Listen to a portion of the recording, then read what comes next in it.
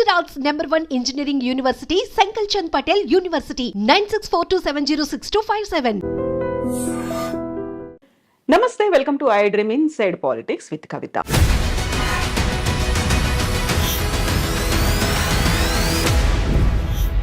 నలభై 47వ అధ్యక్షుడిగా డొనాల్డ్ ట్రంప్ బాధ్యతలు స్వీకరించిన తర్వాత ర్యాపిడ్ ఫైర్లో ఆదేశాలు జారీ చేస్తున్నారు. జన్మతహా వచ్చే పౌరసత్వాన్ని రద్దు చేశారు. విదేశాలకు చేసే సహాయాన్ని 90 రోజుల పాటు నిలుపు చేశారు. దీంతో పాటుగా H1 వీసాల మీద చర్చలు, వాదనలు కొనసాగుతున్నాయని చెప్పారు. అండ్ ఆంక్షలు కూడా కొనసాగుతున్నాయి. భారతదేశం మీద ద్వైపాక్షిక సంబంధాలు ఎలా ఉండబోతున్నాయి? ఈ ఎగ్జిక్యూటివ్ ఆర్డర్స్ భవిష్యత్తులోనూ ఇలాంటి సంచలనాలనే కలిగించబోతున్నాయా? మనతో పాటుగా ఉన్నారు డాక్టర్ జయప్రకాష్ నారాయణ గారు. సార్ నమస్తే. నమస్తే కవిత. సార్, గతంలో మనం మాట్లాడుకున్నాం డొనాల్డ్ ట్రంప్ అధ్యక్షుడిగా రాబోతున్నాడు అని. వచ్చేసారు, రాగానే ర్యాపిడ్ ఫైర్ లో ఆదేశాలు అనేవి, ఈ ఎగ్జిక్యూటివ్ ఆర్డర్స్ అనేవి అసలు పెద్దన్నగా మనం భావిస్తుంటాము అమెరికా అని. ఎలా అనిపిస్తున్నాయి సార్ విదేశాల మీద? మనం రెండు విషయాలు ట్రంప్ను గురించి గట్టిగా ఆలోచించాలి. ఒకటి, గత 2-3 రోజులుగా ఆయన పని చూస్తున్నట్టయితే చెప్పిన మాట చాలా మేరకు చేస్తాడు. ఎందుకంటే ఇంకోసారి మళ్ళీ అవకాశం లేదు దానికి. వృద్ధాప్యంలో ఉన్నాడు.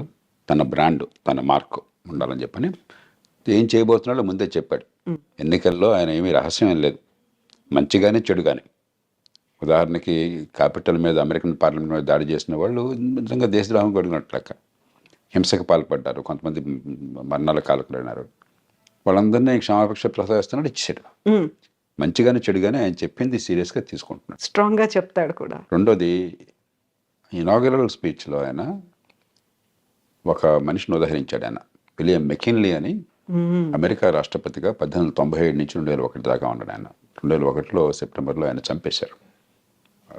ఈ హత్యకు గురైన రాష్ట్రపతుల్లో ఆయన ఒకడు. ఆయన తర్వాత థియోడోర్ రూజ్వెల్ట్ వచ్చాడు. మెకిన్లీ ఆయన్ని ప్రస్తావించాడు. మెకిన్లీ రెండుకి ప్రధానంగా పేరున్నవాడు. ఒకటి, టారిఫ్లు, ఇతర దేశాల నుంచి దిగుమతుల్ని తగ్గించడం, దాని మీద ఈ టారిఫ్లు పెట్టడం. రెండు, దేశ విస్తరణ కాంక్ష. అమెరికా చివరిసారిగా విస్తరణ చేసింది మెకిన్లీ సమయంలో. స్పానిష్ వార్ అని చెప్పని 1898లో ఆ వార్లో గెలిచిన తర్వాత ఈవేళ ప్యూర్టోరికో ఆ రకంగా స్పెయిన్ నుంచి వచ్చింది. ఈవేళ క్యూబాని విడుదల చేశారు. అమెరికానే దానికి మోక్షం కలిగించి స్వతంత్ర దేశంగా చేసింది. అట్లాగే ఆయన కాలంలోనే ఈ హవాయి రాష్ట్రం అది అమెరికాలో కలిపేసుకున్నారు. ఫిలిప్పీన్స్ స్పానిష్ వార్లో స్పానిష్ కాలనీ, అది అమెరికా చేతుల్లోకి వచ్చిన తర్వాత స్వతంత్ర దేశంగా అయింది. కాబట్టి ఆయన పనామా కెనాల్ గురించి కానీ మరోదాని గురించి కానీ మాట్లాడుతుంటే చాలా సీరియస్గా తీసుకోవాలి. ఎందుకంటే ఆ మెకిన్లీ ప్రభావం ఏమైందని ఆయన స్పష్టంగా చెప్తున్నాడు. మూడోది, ట్రంప్లో ఏమిటంటే ట్రాన్సాక్షనల్ మ్యాన్. పెద్ద సిద్ధాంతాలు అలాంటివి ఏమి పెద్దగా ఉండవు ఆయనకి. ఆ సందర్భాన్ని బట్టి ఏది లాభం అనుకుంటే తన దేశానికి, తన నమ్మిన లక్ష్యాలకి, దానికి ఆయన సిద్ధం. అప్పటికప్పుడు నిర్ణయాలు ఉంటాయి. డీల్ మేకింగ్ ఆయన ఎప్పుడు కూడా గర్వంగా చెప్తుంటాడు, నేను డీల్స్ బాగా చేస్తాను, ఒప్పందం చేసుకుంటాను, వాడికి కావాల్సింది ఇస్తాను, నాకు కావాల్సింది తీసుకుంటానని చెప్పని. కాబట్టి ఒడుపుగా ఆయనతో ఫైట్ చేయాలి. అంతే తప్ప సిద్ధాంతం ప్రకారం ట్రంప్తో ఫైట్ చేస్తే సిద్ధాంతం ఆయనకు లేనప్పుడు ఉపయోగం లేదు. అంచేత ఈ 4 ఏళ్ల కాలం ప్రపంచం అంతా కూడా ఆ ప్రభుత్వం, అక్కడ ప్రజల మనస్తత్వాన్ని గుర్తించి, ముఖ్యంగా భారతదేశం లాంటి దేశం చాలా లాఘవంగా మన ప్రజలను కాపాడుకుంటూనే మరి అవతల వాళ్ళ ఎక్కడ గట్టిగా ఉన్నారో గమనించి మన అవసరం మేరకు ఇచ్చిపుచ్చుకునే ధోరణి ఉండాలి. సో ఇప్పుడు జన్మతహా వచ్చే పౌరసత్వాన్ని రద్దు చేశాము అన్న తర్వాత అక్కడున్న వాళ్ళకి లాభమా, మనకి నష్టం జరుగుతోందా? ఎలా ఉంది సార్ పరిస్థితి అనేది? మొట్టమొదటిది, ఇది రాజ్యాంగ రీత్యా సాధ్యం కాదు. అమెరికన్ రాజ్యాంగంలోనే అమెరికా గడ్డ మీద పుట్టిన వాళ్ళకి పుట్టుకతో పౌరసత్వం వస్తుందని చెప్పి రాసుకున్నారు. పుట్టుకతో పౌరసత్వం వస్తే అతను తీసేయడానికి లేదు ఆ పౌరసత్వాన్ని. రెండోది, పుట్టుకతో పౌరసత్వం ఉన్న వాళ్ళకి కొన్ని పదవులకు అర్హులు. ఉదాహరణకి అమెరికన్ రాష్ట్రపతి, ఉపరాష్ట్రపతి లాంటి వాళ్ళు పుట్టుకతో పౌరసత్వం ఉన్న వాళ్ళు మాత్రమే అర్హులు. మిగతా పౌరులు, ఇతర దేశాల నుంచి పోయిన వాళ్ళు పౌరులుగా ఉంటే అర్హులు కాదు. అలా పెట్టుకున్నారు వాళ్ళు. కాబట్టి అది సాధ్యం కాదు. కానీ ఆయన ఎందుకు చేశాడంటే ఆయన 2 కారణాలుగా, ఒక బలమైన సంకేతాన్ని ఇవ్వాలి, అక్రమ వలసదారులకి వ్యతిరేకము, నేను క్షమించను అని చెప్పడానికి. రెండోది, ఇది ఖచ్చితంగా సుప్రీంకోర్టు దాకా పోతుంది. అమెరికాలో తుమ్మిన దగ్గర సుప్రీంకోర్టు దాకా వెళుతుంది. ఎందుకంటే అది లిటిగేటివ్ సొసైటీ. ప్రతిదానికి ఒక కోర్టుల వివాదాలు, దావాలు, ఆ దేశ సాంప్రదాయంలో భాగం అది, ఆ దేశం జన్యువుల్లో భాగం అది. సుప్రీంకోర్టుకి వెళుతుంది. 199 సక్రమంగా ఆ దేశంలోకి చట్టబద్ధంగా ప్రవేశించిన వాళ్ళు సంతానం కనుక అయినట్టయితే దాని పౌరసత్వాన్ని సుప్రీంకోర్టు కాదనలేదు. కానీ అక్రమంగా ప్రవేశించిన వాళ్ళైతే అన్డాక్యుమెంటెడ్ ఇమిగ్రెంట్స్ అంటాం, వాళ్ళకి వాళ్ళ పిల్లలకి పుట్టుకతో పౌరసత్వం ఇవ్వవద్దన్న విషయంలో బహుశా సుప్రీంకోర్టు మరి ఇంకొక స్టాండ్ తీసుకోవచ్చు.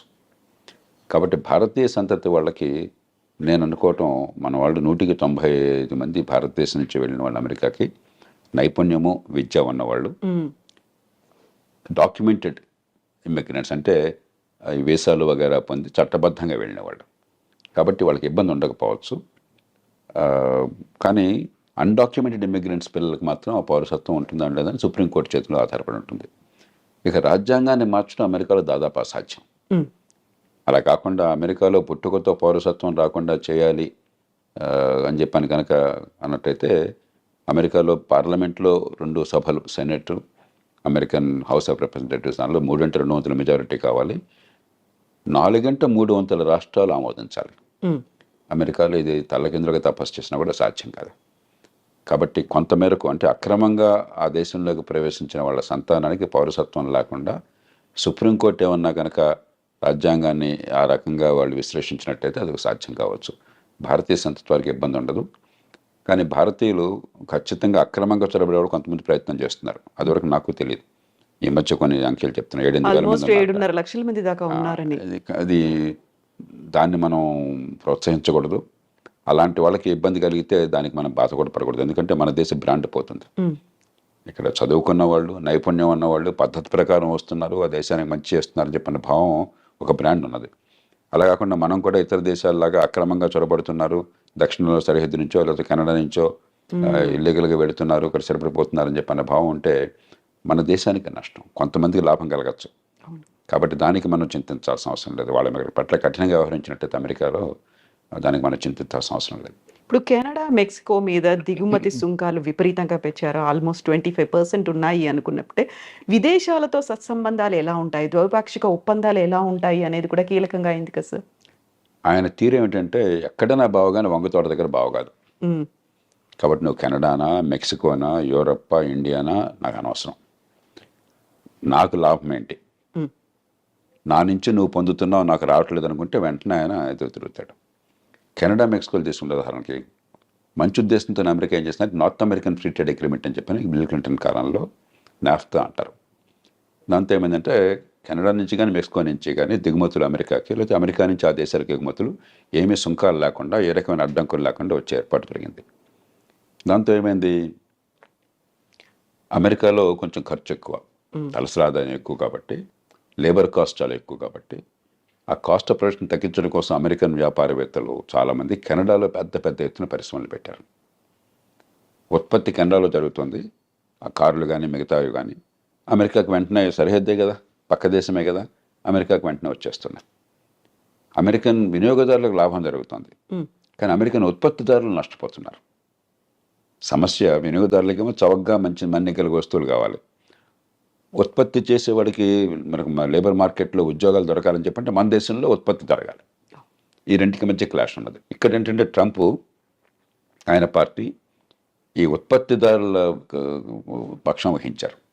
మన దేశంలో మన వాళ్ళకి ఉద్యోగాలు రావాలి, వాళ్ళకేమిటి రావటం అని చెప్పన్నది. అలాగే అంతకంటే అమెరికాకి చాలా ఇబ్బంది కలిగించేది ఏంటంటే చైనా వాళ్ళు అర్థం చేసుకున్నారు, మన మీద ఆంక్షలు పెడతారు ఉన్న కొద్దికిని.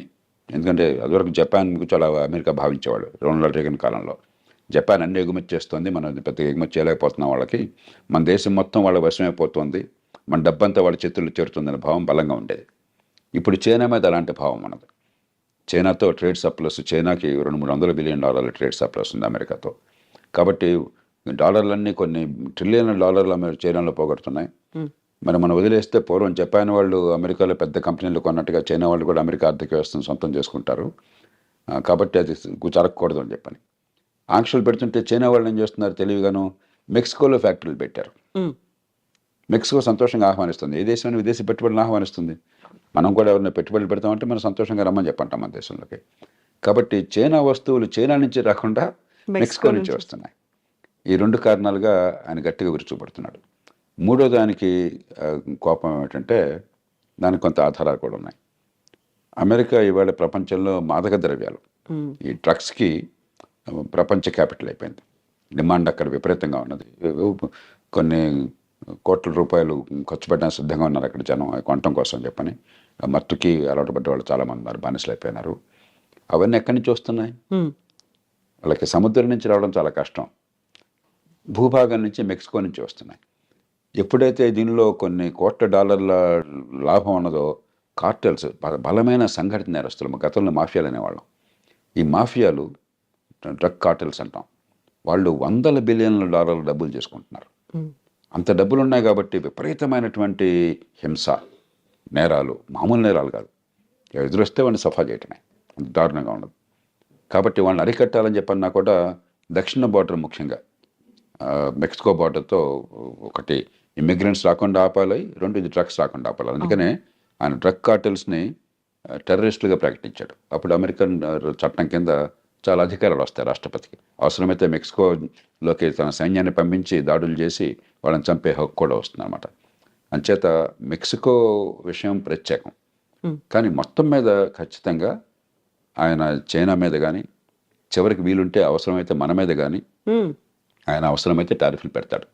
ఎందుకంటే మనతో ఉదాహరణకి పెద్ద చైనా లాగా కాకపోయినా మనకు కూడా 15-20 బిలియన్, 20-25 బిలియన్ డాలర్లు, $30 బిలియన్ మనకి సర్ప్లస్ ఉన్నది. అమెరికా ఒక్కటే పెద్ద దేశం. భారతదేశం ట్రేడ్ సర్ప్లస్ ఉన్న దేశం అమెరికా ఒక్కటే పెద్ద దేశాల్లో. $35 బిలియన్. చైనాతో మనకి 90-100 బిలియన్ లోటు ఉన్నది. అమెరికాతో 30-35 బిలియన్ సర్ప్లస్ మిగులు ఉన్నది. ఆయనకి ఎక్కడ ఏ దేశానికి తన దేశంతో వాణిజ్యంలో మిగులున్నా సరే ఆయనకి వెంటనే అక్కసు, వాడు వస్తువులు మన దగ్గర అమ్ముకుంటున్నాడు, మనం అమ్మలేకపోతున్నాం అని చెప్పని. హ్యార్లీ డేవిడ్సన్ ఒక కంపెనీ ఉంది. ట్రంప్ 2-3 సార్లు దాని గురించి ప్రస్తావించాడు. ఈ మోటార్ సైకిల్ నడుపుతారు. అవి ఏమిటో నాకు తెలియదు కానీ కొంచెం ఈ కుర్రాళ్ళు కొందరు మోసపోతారు, చాలా ఖరీదైనటువంటివి. మన వాళ్ళు ఖరీదైన వస్తువులు మన దేశంలో లగ్జరీ ట్యాక్స్ చాలా ఎక్కువ పెడతాం. ఆయన 2-3 సార్లు ప్రస్తావించాడు. ఇండియా టారిఫ్ కింగ్, చూడండి హార్లీ డేవిడ్సన్ మోటార్ సైకిల్ మీద టారిఫ్ పెట్టారని చెప్పని. అలాంటి విషయాల్లో మనం కొంచెం సౌమ్యంగా, పెద్ద నష్టమే లేదు, ఆయనకి ఏదైతే గట్టిగా బుర్రలో ఉందో దాన్ని తగ్గించేసుకోవాలి.